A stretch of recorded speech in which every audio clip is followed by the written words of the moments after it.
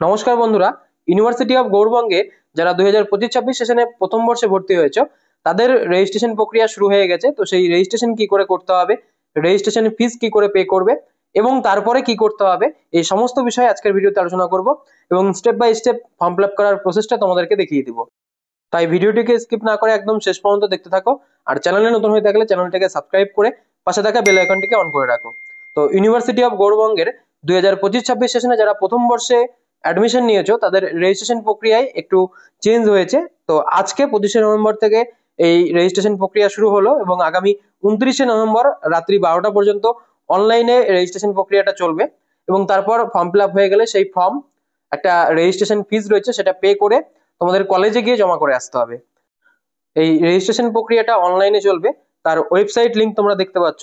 তো এই লিংকটা ওপেন করে নেবে, ভিডিওর ডেসক্রিপশন বক্সে দিয়ে দিব, সেখান থেকে ওয়েবসাইটটি ওপেন করলে তোমরা এই পেজে চলে আসবে। এবার এখানে প্রথমেই তোমার এবিসি আইডি অথবা আধার নম্বর, তোমরা চেষ্টা করবে আধার নম্বর দেওয়ার। তো আধার কার্ডের নম্বরটা টাইপ করে এখানে লিখতে হবে।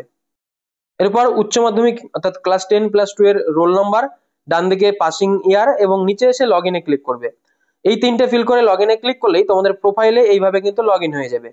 এবার এইখানে সমস্ত ডিটেলস অটোমেটিক ভাবে ফিল আপ থাকবে, এখানে তোমরা সমস্ত ডিটেলস চেক করে দেখে নিবে। যদি কোনো ভুল থাকে তাহলে তুমি যে কলেজে ভর্তি হয়েছো সেই কলেজে গিয়ে এই বিষয়টা জানাতে হবে, তারপর তারা সেখান থেকে সেটাকে এডিট করে দেবে। এবছর রেজিস্ট্রেশন করার জন্য আলাদা কোনো ফর্ম ফিল আপ করতে হচ্ছে না, বাই ডিফল্ট এইভাবে ফর্ম ফিল আপ হয়েই থাকবে। শুধুমাত্র এখানে লগ ইন করে তোমাকে ফটো, সিগনেচার এবং তোমাদের এবিসি আইডি কার্ডটা আপলোড করতে হবে। আর বাকি সমস্ত ডিটেলস কলেজ থেকেই অটোমেটিক এটা কিন্তু ফিল করে দেওয়া হয়েছে। নিচে এসে শুধুমাত্র এবিসি আইডির ঘরে তোমাদের এবিসি আইডি কার্ডের যে নাম্বারটা রয়েছে সেই নাম্বারটা টাইপ করে লিখবে। এরপর ডান দিকে রয়েছে ফটো আপলোডের অপশন, এখানে দেখতে পাচ্ছ। তো এই 50 কেবির মধ্যে একটা ফটো এবং 30 কেবির মধ্যে একটা সিগনেচার তোমাদেরকে এখানে আপলোড করতে হবে। ফটো আপলোড করার জন্য এই যে সিলেক্ট ফটো, এইখানে ক্লিক করলেই তোমাদের গ্যালারি ওপেন হয়ে যাবে।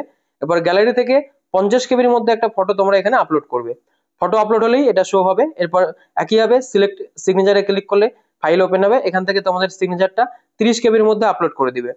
এই দুটো আপলোড হয়ে গেলে নিচে শো করবে। এরপর নিচে তোমাদের বেসিক ইনফরমেশন রয়েছে, এখানে কোনো রকম এডিট করতে পারবে না।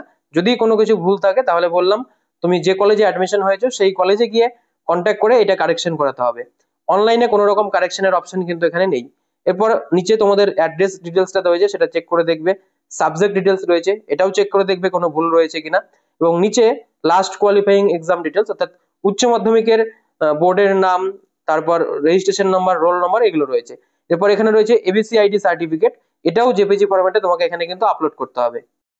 তো সিলেক্ট ডকুমেন্টে ক্লিক করে গ্যালারি থেকে সেই ফটোটা চুজ করে নিয়ে ওপেন করলে আপলোড হয়ে গেল, সেটা এখানে শো করবে। এরপর নিচে দেখতে পাচ্ছ আপডেট অপশন রয়েছে, আপডেটে ক্লিক করবে। আপডেট করলেই দেখাবে রেকর্ড আপডেটেড সাকসেসফুলি, তো ওকে করে দিবে। ওকে করলেই তোমার সমস্ত ডিটেলস, ফটো, সিগনেচার এবং যেটা এবিসি আইডি কার্ড সেটা আপলোড হয়ে গেল। এরপর এখান থেকে তোমাদেরকে এই যে ফর্মটা যেটা ফিল আপ করা রয়েছে সেটা কিন্তু ডাউনলোড করে নিয়ে তোমাদের কলেজে গিয়ে জমা করতে হবে। এই রেজিস্ট্রেশন ফর্মটি ডাউনলোড করার জন্য এই ডাউনলোড রেজিস্ট্রেশন ফর্মে ক্লিক করবে, তাহলে এই ফর্মটি অটোমেটিক ডাউনলোড হয়ে যাবে। দেখবে ঠিক এই ধরনের একটা ফর্ম তোমাদের সামনে কিন্তু জেনারেট হবে। তো ফর্মটি ডাউনলোড করে তোমরা প্রিন্ট আউট করে নিবে। প্রিন্ট আউট বের করার পর একটা রেজিস্ট্রেশন ফিস রয়েছে সেটা পে করে তোমাদের কলেজে গিয়ে কিন্তু জমা করতে হবে। এবার এই যে ফর্মটা তোমরা দেখতে পাচ্ছ সমস্ত ডিটেলস দেখে নিলে, এবার একটু নিচের দিকে আসলে তোমরা দেখবে এখানে অপশন রয়েছে full signature of the student, তো এখানে তোমাকে সই করতে হবে। এবং ওপরে একটা নোট বলা রয়েছে যে রেজিস্ট্রেশন ফিস হিসেবে 500 টাকা তোমাকে কিন্তু পে করতে হবে।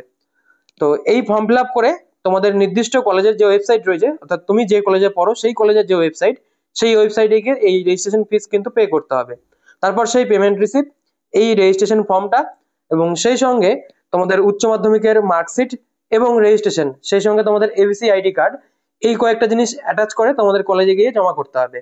এবার বিভিন্ন কলেজে বিভিন্ন ধরনের ডকুমেন্টস চেয়েছে, মানে এই কয়টা সমস্ত কলেজেই লাগবে, তার সঙ্গে আরো দুই একটি ডকুমেন্টস চাইতে পারে। তো তোমার নির্দিষ্ট কলেজের যে ওয়েবসাইট রয়েছে সেই ওয়েবসাইটে গিয়ে চেক করে দেখে নাও কোন কোন ডকুমেন্ট জমা করতে বলেছে। তো ফর্মের সঙ্গে সেই সেই ডকুমেন্ট অ্যাটাচ করে এই নির্দিষ্ট ডেটের মধ্যে 25 তারিখ থেকে 29 তারিখের মধ্যেই তোমাকে কিন্তু কলেজে গিয়ে জমা করতে হবে। এবং প্রতিটি কলেজে বিভিন্ন সাবজেক্ট ওয়াইজ এবং রোল নাম্বার অনুযায়ী ডেট দিয়ে দেওয়া হয়েছে, সেই ডেটে গিয়ে কলেজে গিয়ে জমা করতে হবে।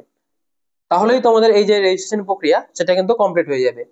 আর রেজিস্ট্রেশন করার পর যে রেজিস্ট্রেশন ফিসটা পে করতে হবে সেটা নির্দিষ্ট প্রতিটা কলেজের যে ওয়েবসাইট রয়েছে সেই ওয়েবসাইটে গিয়ে নিজের স্টুডেন্ট আইডি এবং পাসওয়ার্ড দিয়ে লগ ইন করে তারপর সেই রেজিস্ট্রেশন ফিস কিন্তু পে করতে হবে। যদি রেজিস্ট্রেশন ফিস পে না হয় তাহলেও কিন্তু এই রেজিস্ট্রেশন প্রক্রিয়াটা ক্যান্সেল হয়ে যাবে।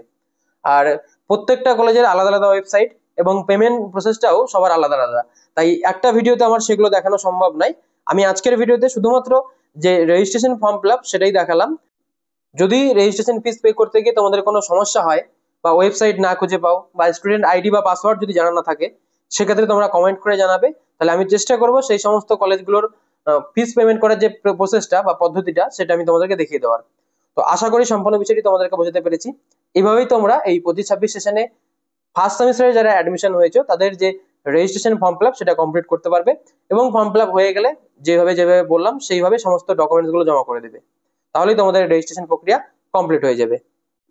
আশা করি সম্পূর্ণ বিষয়টি বোঝাতে পারলাম। এরপরেও যদি কোনো প্রশ্ন থাকে তাহলে কমেন্ট করে জানাবে।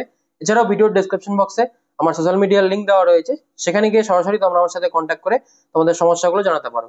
তো আজকের ভিডিওটি এখানেই শেষ করছি, আবার দেখা হবে নতুন কোনো ইনফরমেটিভ ভিডিওতে। ততদিন ভালো থাকো, সুস্থ থাকো।